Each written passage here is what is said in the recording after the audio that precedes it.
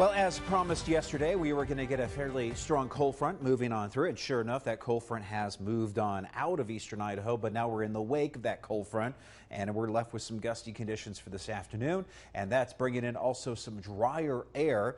So for once, we're not dealing with afternoon and evening thunderstorms, but now we had a lot of wind, and we're picking up on some dust, of course. As we take a look around the region, we have temperatures still into the 60s and 70s. Numbers aren't too bad. It's those wind speeds that will get you. Winds currently into the upper 20s right now for Idaho Falls. We got southwest winds at 29 miles per hour. Pocatello Farm Bureau Skycam, a similar story here. You got some dusty skies out there. 71 degrees, winds out of the southwest at 23 miles an hour with mainly sunny conditions at the airport. Salmon, not as windy as the Snake River Plain. Winds are at about 11, 72 degrees. And Jackson, breezy though, east of the Tetons with a few clouds. We've had a couple thunderstorms still threatening the skies here. 64 degrees and winds out of the southwest at 16 miles an hour. Big picture right now on First Alert Viper radar, not a lot of moisture out there. We had the thunderstorms earlier this morning. We had a few spotty sprinkles to get us started, and now we're pushing the showers out of here. We still got some dark clouds and some showers, especially around areas of West Yellowstone, Montana, but just a few clouds kind of skirting by Clark and Fremont County this evening. And then we've had a few thunderstorms still kicking around Logan and areas on the south end of Bear Lake. But you'll notice that it's a dry outlook as you look across much of Idaho this afternoon.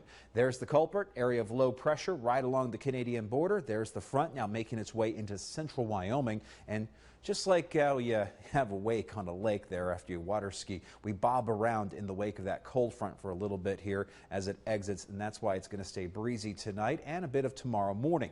Now that low pressure center is going to move further to the east here for Thursday and Friday. High pressure will start to work back in, and we're settling into some drier weather for the most part. And I say for the most part because there's still going to be some moisture that just won't give up. It's hanging around this area of low pressure, and most of that moisture is going to be well to our east here for Friday and getting in here for tomorrow and Friday, a bit of Saturday as well. But we will pick up on more wet weather, though, as a low pressure center dives out of Canada. This guy here picks up on some windier conditions and some scattered showers by Sunday. But Saturday's looking pretty good. Saturday's looking great. Sunday, yeah, it starts to get messy with that low out of British Columbia. So here we go with the Vipercast tonight. We're pushing the showers out of here. There's going to be a few leftover thunderstorms trying to work in for Thursday. Couple isolated storm clouds, but I want to stress the thunderstorm risk is still very low here for tomorrow and for Friday. Friday, most of the thunderstorms are going to be targeting Bear Lake and areas around Soda Springs. If you have plans Friday to hit Bear Lake or maybe drive through Soda Springs or hanging out around near Preston, you will be running into some thunderstorms in that direction. Also the same for Star Valley. Want to show you the wind speeds tonight, backing off into the teens, and it will be a little breezy tomorrow morning. We'll get the winds into the teens and 20s tonight through tomorrow morning. But look at this, by tomorrow afternoon, winds are starting to back off to some lighter levels with those winds at 5 to 10 miles per hour. Taking a look at those 8-day forecasts, highs will be in the mid 60s tomorrow and Friday in Jackson. Plenty of sunshine here to get us into tomorrow with a few thunderclouds in the mountains for Friday, and then we have partly sunny skies on Saturday with more thunder showers arriving on Sunday.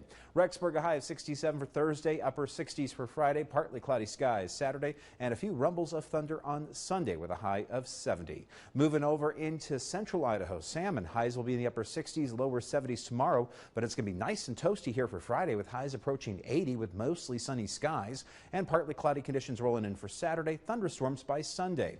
Blackfoot, a high of 72 for Friday, 76 for Saturday, in the low 70s as we head into Sunday. We're picking up on some thunder showers in here to get us started for the work week with highs in the mid 60s by Monday. And then as we take a look at Pocatello and Idaho Falls, warming things up. Saturday's looking great with highs approaching 80 degrees for Pocatello. Father's Day, we're going to be dodging a few of those afternoon thunder showers with temperatures dropping back down to the mid 60s by Monday. Todd, we'll send it over to you. Michael, thanks a lot. This week began the second year of the Bonneville